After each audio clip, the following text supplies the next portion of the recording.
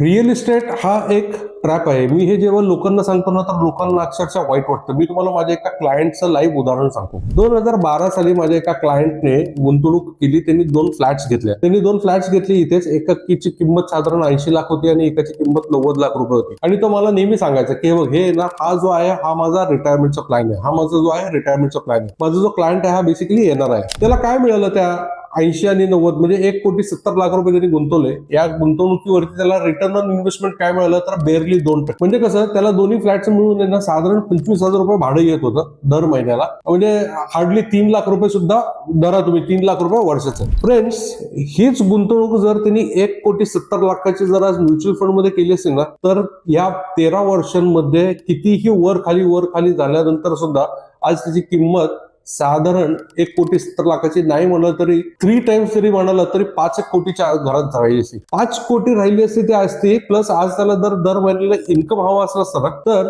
तो साधारण 40 लाख रुपये वर्षाचे म्हणजे साधारण 3.25 लाख रुपये तो दर महिन्याचे विड्रॉ करू शकला असता टॅक्स एफिशियंटली. इन्व्हेस्टमेंट करणं आणि रिअल इस्टेटमध्ये कम्पेअर करणं हे अगदी म्हणजे याच्यामध्ये ना खूप महत्वाचा विषय असा आहे की इन्व्हेस्टमेंट करताना ब्रेन पाहिजे. ब्रिक्स जिथे येतात तिथे इन्व्हेस्टमेंट कधी होत नाही, हे नेहमी लक्षात ठेवा. तुम्हाला सुद्धा जर ना असंच 4 ते 5 लाख रुपये दर महिन्याचं इन्कम जनरेट करायचं असेल तर SWP म्हणून या व्हिडिओमध्ये कमेंट करा. दिलेल्या नंबरवर संपर्क साधा. तुमच्या बजेटच्या हिशोबाने तुम्हाला किती इन्कम जनरेट करता येईल याबद्दल आपण प्लॅन करून तुमची इन्व्हेस्टमेंट स्टार्ट करू शकतो.